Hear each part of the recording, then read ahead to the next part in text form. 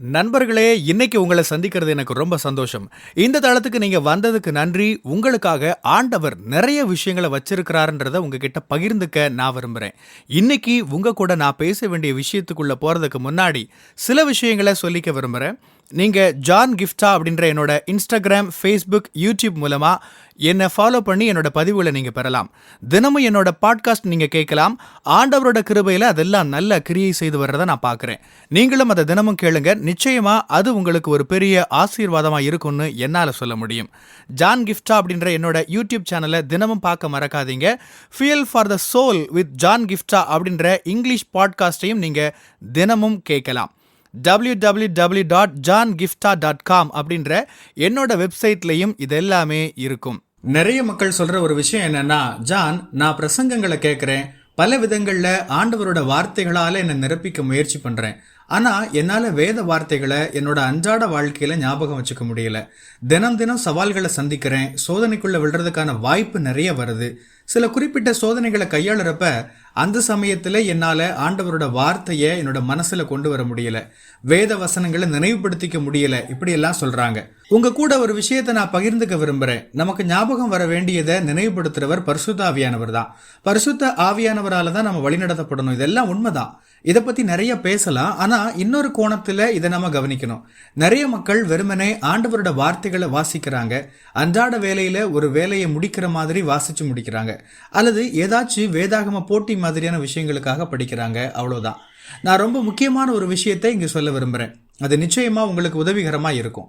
ஏன்னா நான் இப்ப உங்களை twinkle twinkle little star rhymes சொன்னா நீங்க நான் சொல்லி முடிக்கிறதுக்குள்ள சொல்ல ஆரம்பிச்சிருப்பீங்க. இப்ப கூட நீங்க வீட்டில் இருக்கிற இடத்துல ட்விங்கிள் ட்விங்கிள் லிட்டில் ஸ்டார்னு பாட ஆரம்பிச்சிருப்பீங்க. நான் கேட்கிறேன், கடைசியா நீங்க எப்ப ட்விங்கிள் ட்விங்கிள் லிட்டில் ஸ்டாரை கத்துக்கிட்டீங்க? அதை முதல்ல எப்ப நீங்க கத்துக்கிட்டீங்க? நீங்க குழந்தையா இருக்கும்போது தானே? நீங்க கிண்டர் கார்டன்ல படிச்சுட்டு இருக்கிறப்ப, இல்லைன்னா நீங்க இன்னொரு கிண்டர் கார்டன் குழந்தைக்கு அல்லது உங்க குழந்தைக்கு படிக்க உதவி செய்யும் போது கத்திருப்பீங்க. எப்படியோ நீங்க மிக சமீபத்துல அதை கத்துக்கல. குழந்தையா இருந்தப்ப அல்லது ரொம்ப காலத்துக்கு முன்னாடி நீங்க கத்துக்கிட்ட ஒரு விஷயத்த உங்களால ஞாபகப்படுத்த முடியுதுன்னா, இன்னைக்கு காலையில நீங்க படிச்ச வேத வசனத்தை நினைவுல வச்சிருக்கிறது ஏன் உங்களுக்கு கடினமா இருக்கு? நேத்து காலையில என்ன பிரேக்ஃபாஸ்ட் எடுத்துட்டீங்கன்னு கேட்டாலும் நீங்க தலையை சொறிவீங்க. ஞாபகம் இல்லையே ஜான்னு சொல்லுவீங்க. சமீபத்துல நடந்திருந்தாலும் கூட சில விஷயங்களை நினைவுல வச்சிருக்கிறது ரொம்ப கஷ்டமா உணர்றீங்க. அதே சமயம் ரொம்ப காலமா திரும்பியே பார்க்காத ஒன்ன நீங்க எப்படி இப்பவும் ஞாபகத்துல வச்சுக்க முடியுதுன்னு உங்களுக்கு புரியல. நடுராத்திரி உங்களை எழுப்பி விட்டாலும் ட்விங்கிள் ட்விங்கிள் லிட்டில் ஸ்டார்னு நீங்க பாட ஆரம்பிச்சிருவீங்க. ஏன்? ஒரு அடிப்படையை உங்க கூட பகிர்ந்துக்க விரும்புறேன். வேதத்தை வாசிக்கிறத பத்தி சமீபத்துல தொடர்ச்சியா நான் பேசிட்டு இருக்கிறேன் இல்லையா? இதுல தியானம் பத்தின ஒரு கோணத்தை பேசியிருந்தேன். முயற்சி எடுத்து யோசிக்கிறது, ஆண்டவரோட வார்த்தையே யோசிச்சுட்டு இருக்கிறத பத்தி நான் பேசினேன். சங்கீதம் 1 வசனம் நமக்கு அதைத்தான் சொல்லுது. இரவும் பகலும் வேதத்தில் தியானமாக இருக்கிற மனுஷன்னு சொல்லுது. ஆண்டவரோட வார்த்தையை நம்ம இரவும் பகலும் அசைப்போட்டுக்கிட்டே இருக்கணும். நீங்க புரிஞ்சுக்க வேண்டிய ஒரு விஷயம் என்னன்னா, தியானத்துல இன்னொரு கோணம் என்ன தெரியுமா? தொடர்ச்சியா சொல்லிக்கிட்டே முணுமுணுத்துக்கிட்டே இருக்கிறது. மற்ற சமயத்துக்காரங்க இப்படி தொடர்ந்து மந்திரங்களை உச்சரிச்சுக்கிட்டே இருக்கிறத நம்ம பார்த்திருப்போம். அர்த்தம் புரியாம ஏதோ ஒன்ன திரும்ப திரும்ப சொல்லிக்கிட்டே இருக்காங்கன்னு நான் சொல்ல வரல. ஆனா தொடர்ந்து ஒரு விஷயத்த சொல்லிக்கிட்டே இருந்தா அது உங்களோட ஆவிக்குள்ள போயிடும். ஏன்? நீங்க கிண்டர் கார்டன்ல படிச்சதை திரும்பி பாருங்க. என்ன பண்ணீங்க? தொடர்ந்து நீங்க அதை பாடிக்கிட்டே இருந்தீங்க. ட்விங்கிள் ட்விங்கிள் லிட்டில் ஸ்டார்னு லட்சக்கணக்கான முறை பாடியிருப்பீங்க. கிண்டர் கார்டன்ல சின்ன பசங்களுக்கு கத்துக் கொடுக்கிற ஒரு முறை என்ன? டீச்சர் எப்படி சொல்லி கொடுப்பாங்க? பசங்களா சொல்லுங்க. ஏ ஏ, பி பி, சி சி. புரியுதா? அவங்க பல தடவை இப்படி சொல்ல வச்சுக்கிட்டே இருப்பாங்க. அதுதான் மனப்பாடம் பண்ண வைக்கிறதுக்கான ஒரு முறை. அப்படிதான் அது நமக்குள்ள போகும். அப்படிதான் குழந்தையா இருக்கப்ப நம்ம படிச்சது வருஷங்கள் கடந்தாலும் ஞாபகத்துல இருக்கு. ஏன்? ஏன்னா நீங்க தொடர்ந்து அதை சொல்லிக்கிட்டே இருந்தீங்க. நீங்க தொடர்ந்து ஒரு விஷயத்த சொல்லிக்கிட்டே உச்சரிச்சுக்கிட்டே இருக்கும்போது, தொடர்ந்து அறிக்கையிட்டு கொண்டே இருக்கும்போது என்ன நடக்கு? உங்களுக்கே நீங்க என்ன சொல்றீங்கன்னு புரியாம இருக்கலாம். ஏதோ சொல்றோன்னு மாதிரி உங்களுக்கு இருக்கலாம். ஆனா உண்மையில அது உங்களோட உள்ளான மனுஷனுக்குள்ள போகுது. உங்களோட ஆழ் மனசுக்குள்ள அது போகுது. அதனால தான் நடுராத்திரியும் எந்த இடத்துலயும் ட்விங்கிள் ட்விங்கிள் லிட்டில் ஸ்டாரை சொல்ல சொன்னா, சின்ன குழந்தையா இருந்தப்ப நீங்க கத்துக்கிட்ட அதை உங்களால அதை சொல்லவோ பாடவோ முடியுது. சின்ன வயசுல நீங்க அதை என்ன முறையில படிச்சீங்க?